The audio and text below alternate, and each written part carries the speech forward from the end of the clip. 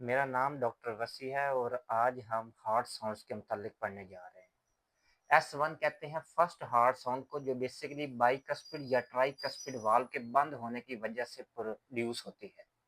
जब हम स्टेथोस्कोप की मदद से इसको सुनते हैं तो हमें लब साउंड सुनाई देता है। S1 लाउडेस्ट होती है, ये माइट्रल एरिया पे हमें सबसे ज्यादा सुनाई देती है। S2 कहते हैं सेकंड हार्ट साउंड को। सेकंड हार्ट साउंड एओर्टिक या पल्मोनरी वाल्व, जिनको हम सेमी ल्यूनर वाल्व कहते हैं, उनके बंद होने की वजह से पैदा होती है। जब हम इसको भी स्टेथोस्कोप की मदद से सुनते हैं तो हमें डब साउंड सुनाई देता है।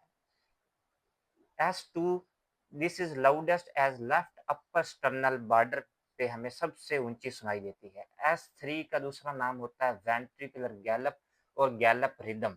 ये तब प्रोड्यूस होती है during rapid ventricular filling phase या अर्ली डायस्टोली। S3 आमतौर पर बच्चों पे, यंग एथलीट्स में या प्रेगनेंसी में नॉर्मल होती है, और जबकि इसकी एसोसिएशन अगर हम देखें तो ये हमें माइट्रल रीगर्जिटेशन, एओर्टिक रीगर्जिटेशन या हार्ट फेलियर में सुनाई देती है। S4 हम कहते हैं एट्रियल किक या एट्रियल गैलप को। ये हमें तब सुनाई देती है लेट डायस्टोली में।